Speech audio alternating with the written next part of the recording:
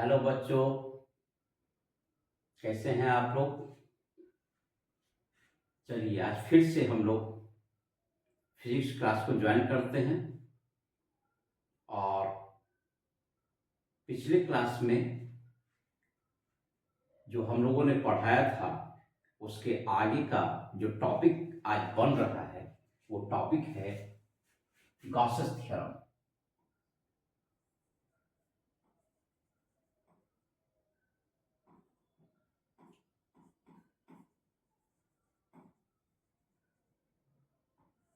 जिसको हिंदी मीडियम में हम लोग लिखेंगे गॉस का प्रमेय।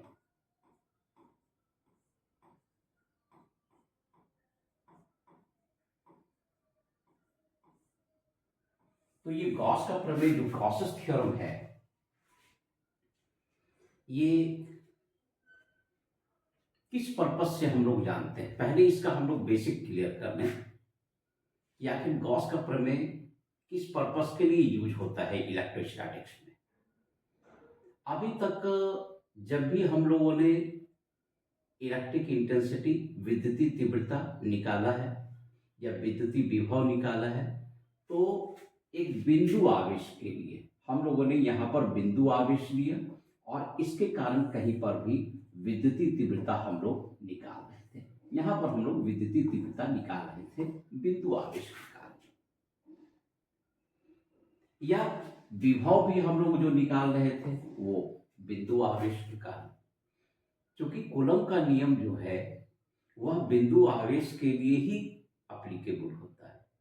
जो कूलम का नियम है वह बिंदु आवेश के लिए ही एप्लीकेबल होता है। एक हम लोगों ने निकाला था द्विध्रुव के कारण, यहाँ पर माइनस क्यू आवेश है प्लस क्यू आवेश है, इसके कारण भी विभव और निकाला। तो पहले हम लोग क्या करते थे ना, इसके कारण फाइंड करते थे, फिर इसके कारण। मैटर वही है कि हम लोग बिंदु आवेश के कारण ही विद्युतीय तीव्रता या विभव फाइंड करते थे। लेकिन अगर बिंदु आवेश नहीं है, जैसे मान लेते हैं कि यही हमारे पास एक ऑब्जेक्ट है, इस पे पूरा आवेश फैला हुआ है बल्कि ये और लंबा है, तो फिर उसके लिए क्या करेंगे हम लोग। इसलिए क्योंकि इस सिरा से अगर दूरी देखेंगे तो कुछ और होगा, इस सिरा से दूरी कुछ और होगा, तो फिर हम लोग क्या करेंगे। केवल एक ये लीनियर ऑब्जेक्ट के लिए ही नहीं बात कर रहे हैं। मान लेते एक बड़ा गोला है उसको आवेशित कर दिया गया, बड़ा सिलेंडर है उसको आवेशित कर दिया गया, तो फिर वो सारे one dimensional, two dimensional, three dimensional जो वस्तु आ रहा है, आवेशित पिंड आ रहा है, उसके कारण हम लोग किस तरह से फाइंड करेंगे विद्युतीय तीव्रता। तो इसी के सपोर्ट में ये इलेक्ट्रोस्टैटिक्स में गॉस का प्रमेय दिया हुआ है। और गॉस के प्रमेय का उपयोग करके किसी बड़े आवेशित जो पिंड होते हैं, चाहे वह एक विमी हो, द्विविमी हो, त्रिविमी हो, उसके कारण हम लोग किसी भी बिंदु पर तीव्रता और विभव का मान निर्धारित कर सकते हैं। यही गॉस के प्रमेय का फायदा है। गॉस के प्रमेय का सबसे बड़ा मेरिट यही है कि इसकी सहायता से केवल बिंदु आवेश के कारण नहीं बल्कि किसी बड़े आवेशित पिंड के कारण हम लोग विद्युतीय तीव्रता निर्धारित करेंगे। बल्कि इसका उपयोग भी है किसी आवेशित खोखले गोले के कारण, किसी आवेशित ठोस गोले के कारण, किसी आवेशित बेलन के कारण, किसी आवेशित सतह के कारण हम लोग निर्धारित कर सकते हैं विद्युतीय तीव्रता किसी भी बिंदु पर। इसीलिए गॉस का प्रमेय हम लोग पढ़ रहे हैं। यही गॉस के प्रमेय का इंट्रोडक्शन है, ठीक है ना।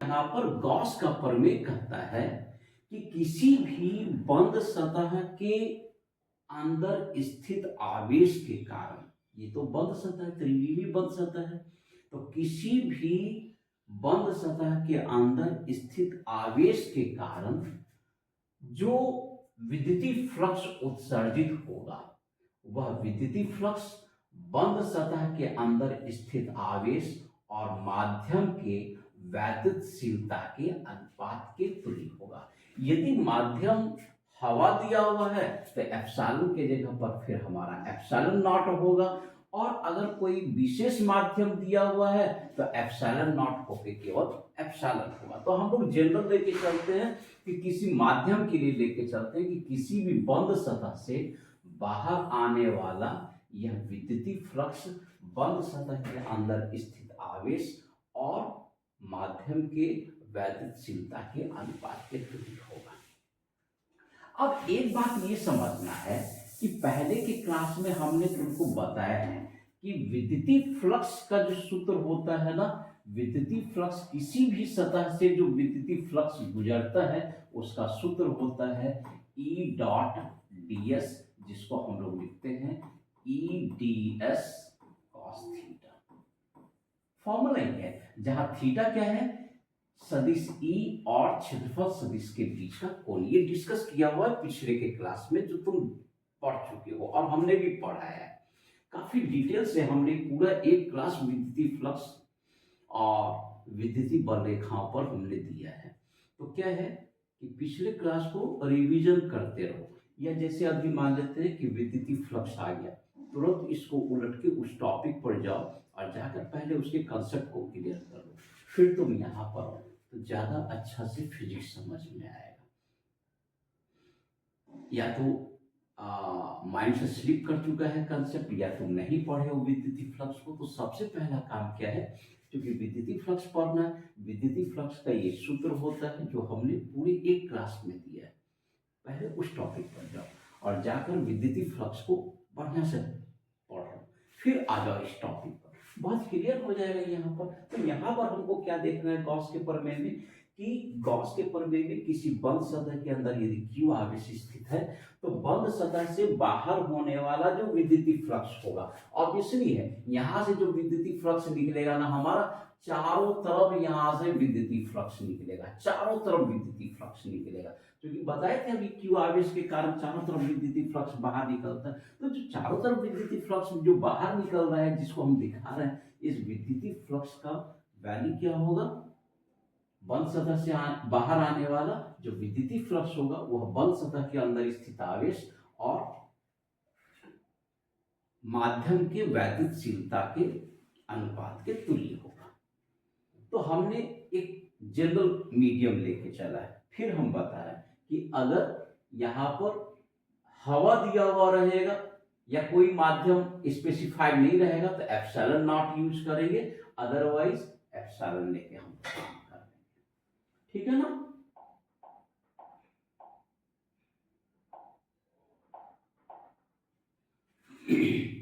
तो अब हम लोग इसको प्रूफ कर रहे हैं।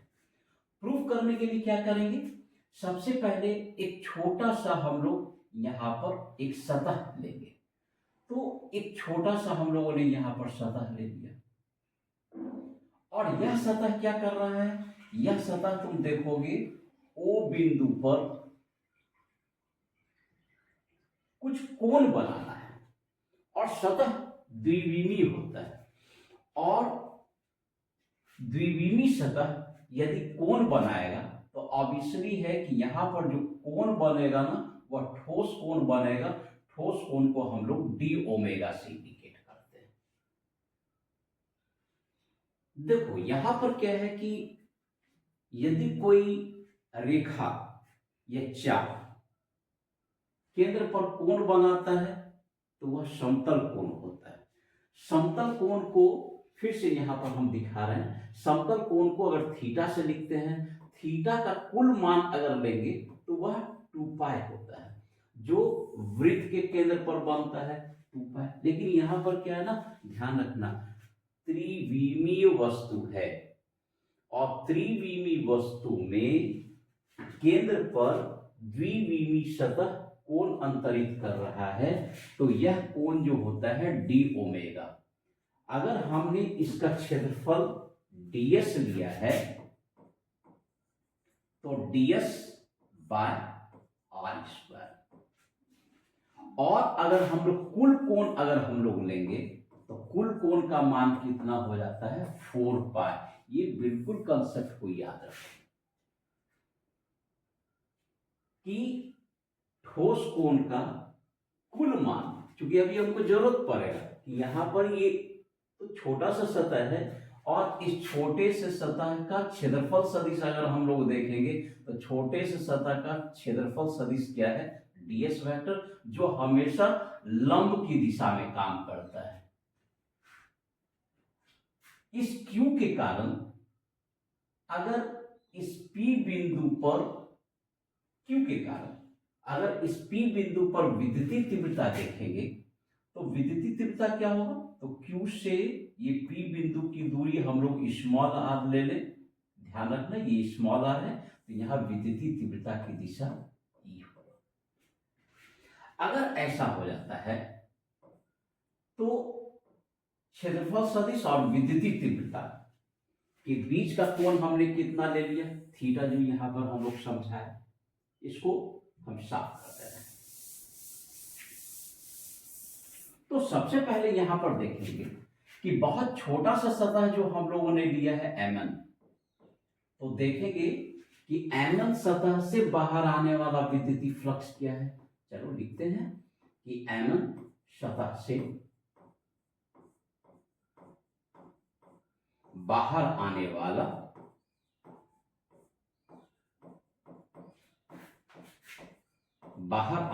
विद्युतीय फ्लक्स।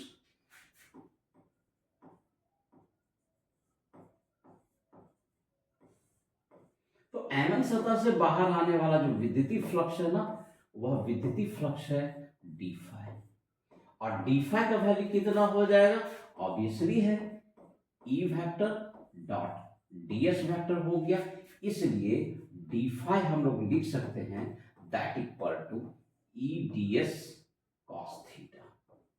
तुमको पता है कि थीटा क्या है, सदिश E और ds के बीच का कोण है।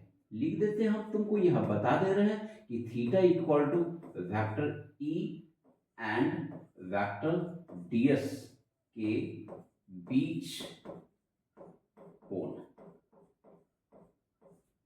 ये तो डॉट प्रोडक्ट से के फॉर्मूला से आ गया है। अब यहां पर हम लोग देखेंगे कि ये बहुत छोटे से सतह से बाहर आने वाला विद्युतीय फ्लक्स इतना है, तो इस पूरे सतह को तुम ले लो एबीसी, तो एबीसी बंद सतह से बाहर आने वाला विद्युतीय फ्लक्स क्या होगा, इस पर हम लोग काम करेंगे। तो बंद सतह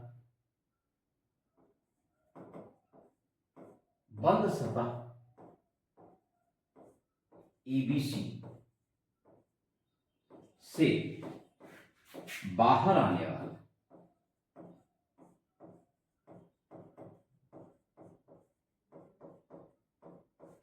विद्युतीय फ्लक्स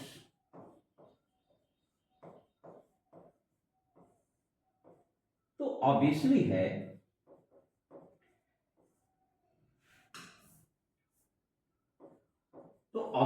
यहां पर कि छोटे से सतह से बाहर आने वाला विद्युतीय फ्लक्स कितना था, d फाई, तो पूरे बंद सतह से बाहर आने वाला विद्युतीय फ्लक्स कितना होगा, फाई।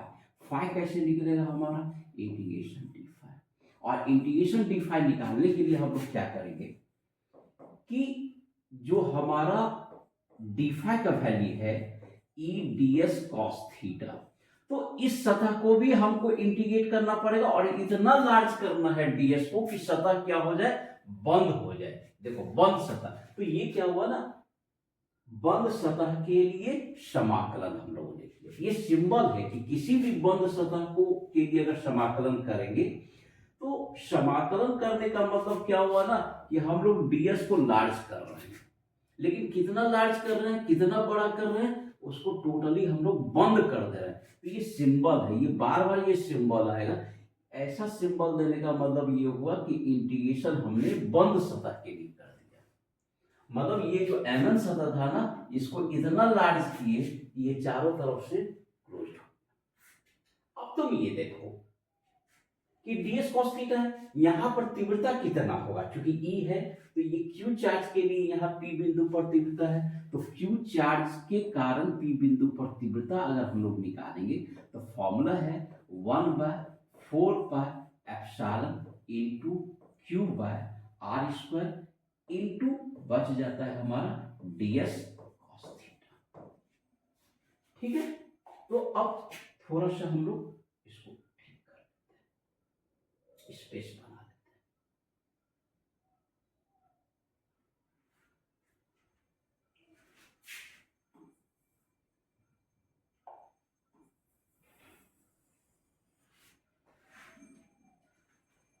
यह जो प्रूविंग है यह इस साल के बिहार बोर्ड में पूछा जा चुका।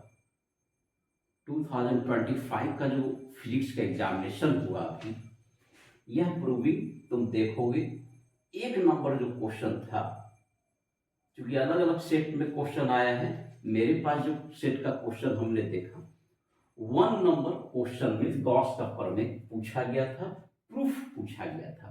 इसलिए आप सभी स्टूडेंट्स को हम बताते हैं, इस प्रमेय का स्टेटमेंट हम बोल चुके हैं, उसको वीडियो चला के तुम लिख लो और इसका प्रूविंग याद करो। तो प्रूविंग तो आता ही है एग्जामिनेशन में। जो छोटा प्रूविंग होगा वो शॉर्ट क्वेश्चंस में आएगा। अब जैसे ये लॉन्ग क्वेश्चन में पूछा गया था, तो यहां पर अब हम लोग देखेंगे कि वैल्यू ई का वैल्यू पुट कर दिया और हम लोग क्लोज इंटीग्रेशन हम लोग कर रहे हैं। तो इसमें जो कांस्टेंट टर्म है वो बाहर आ जाएगा। तो फाई इक्वल टू जो कांस्टेंट टर्म क्या क्या है, कांस्टेंट टर्म है 1/4 पाई एप्सिलॉन इनटू क्यू। इतना तो कांस्टेंट है, बाकी कोई भी टर्म ऐसा नहीं है जो कि कांस्टेंट है। तो थोड़ा स्पेस और हम बना देते हैं। तो हमारा क्लोज इंटीग्रेशन क्या बच गया,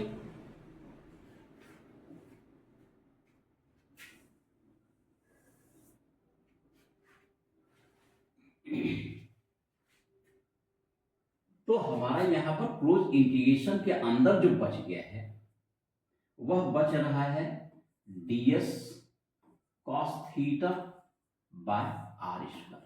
पहले ही हम बता चुके हैं ds cos theta by are square का वैल्यू कितना होगा, d ओमेगा सॉलिड एंगल। तो phi equal to Q by 4 pi epsilon into close integration, ये total term mathematically D omega solid angle में कन्वर्ट हो गया। और ये सॉलिड एंगल हम तुम लोगों को दिखा चुके हैं। देखो यहां पर हमने तुमको दिखाया है कि सॉलिड एंगल कितना बन रहा है, डी ओमेगा। इस डी ओमेगा का वैल्यू जिस समय हमने क्लास शुरू किया था, इंट्रोड्यूस किया था कि 3 डायमेंशनल एंगल का वैल्यू कितना होगा। 3 डायमेंशनल एंगल का जो वैल्यू होता है वह हो जाता है ds cos theta by are square d omega. और डी ओमेगा का टोटल वैल्यू भी हमने क्लास के जस्ट पहले इंट्रोड्यूस किया। कितना इंट्रोड्यूस किया था हमने, that phi equal to Q by 4 pi epsilon into d omega का टोटल इंटीग्रेशन करेंगे तो कितना 4 पाई, और 4 पाई कैंसिल हो गया तो बच गया हमारा phi equal to Q by epsilon. यही तो है गॉस का प्रमेय, यही गॉस का प्रमेय।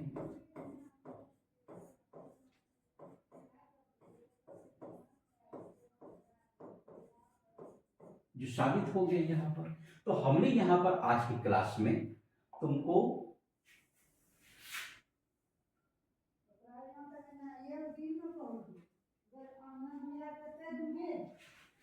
तो यहां पर हमने तुमको आज की क्लास में कंप्लीट गॉसेस थ्योरम को इंट्रोड्यूस किया कि गॉस का प्रमेय है क्या। फिर से एक बार हम गॉस के प्रमेय को बोल देते हैं। किसी भी बंद सतह के अंदर आवेश स्थित है तो बंद सतह से बाहर आने वाला कुल विद्युतीय फ्लक्स बंद सतह के अंदर स्थित आवेश और माध्यम के वैद्युतशीलता के अनुपात के तुल्य होगा। यही गॉस का प्रमेय। तो यहां पर अब हम लोग समझेंगे, ये तो क्लियर हो गया। अब गॉस के प्रमेय को थोड़ा सा एनालाइज करते हैं हम लोग और ज्यादा, कि यहां पर तो केवल क्यू आवेश था तो कितना हो गया क्यू बाय एप्सिलॉन। अगर अंदर में कई आवेश स्थित हैं, मान लो Q1 आवेश स्थित हैं, Q2 आवेश स्थित हैं, Q3 आवेश यदि स्थित हैं, तो फिर क्या करेंगे।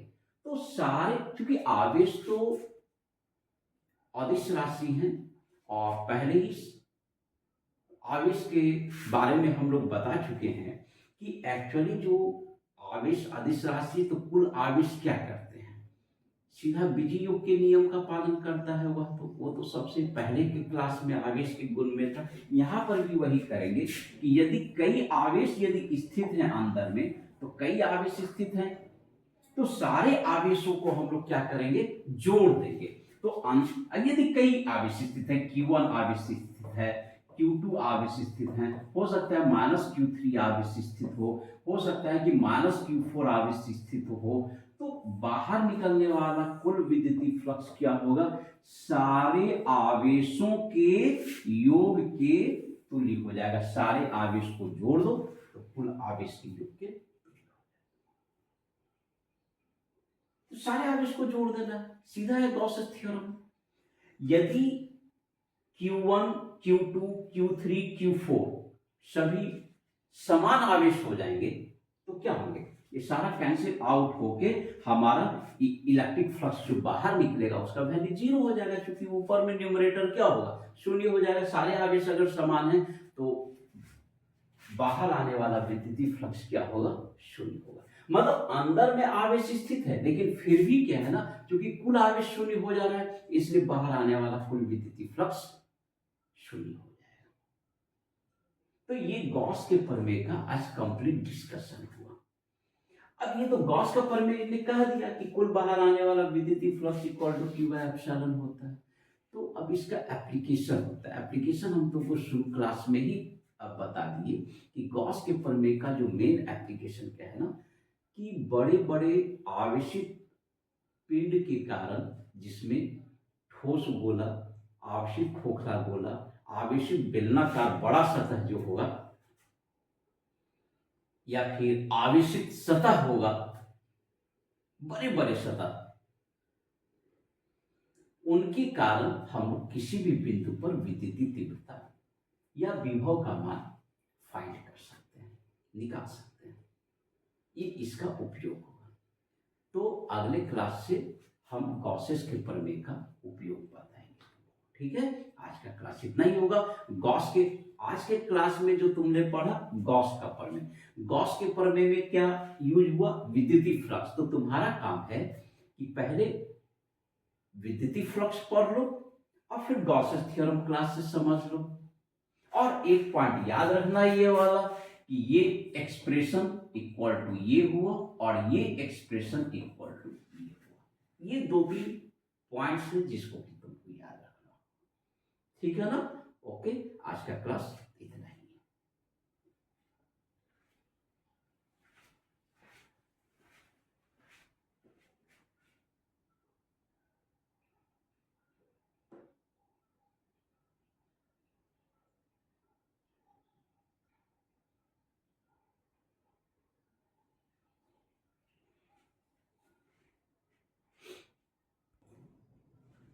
तो हम लोग चलते हैं अब डिस्कस करने के लिए गॉस के प्रमेय को। तो गॉस का प्रमेय क्या कहता है, गॉस का प्रमेय ये कहता है कि कोई भी यदि बंद सतह है, हम लोगों ने किसी भी आकार का एक बंद सतह ले लिया, इस बंद सतह के अंदर यदि कहीं पर आवेश स्थित है, तो हम लोगों ने सपोज किया कि यहां बंद सतह के अंदर आवेश स्थित है Q। किस बिंदु पर आवेश ये Q स्थित है, तो बंद सतह पर आवेश स्थित है इस O बिंदु पर, इस O बिंदु पर Q आवेश स्थित है। और यह जो बंद सतह है ना, ये त्रिविमीय बंद सतह है। जैसे कोई गोला हो सकता है, कोई बेलनाकार सतह हो सकता है, तो यह त्रिविमीय बंद सतह है। मतलब इसमें लंबाई, चौड़ाई, ऊंचाई तीनों होगा।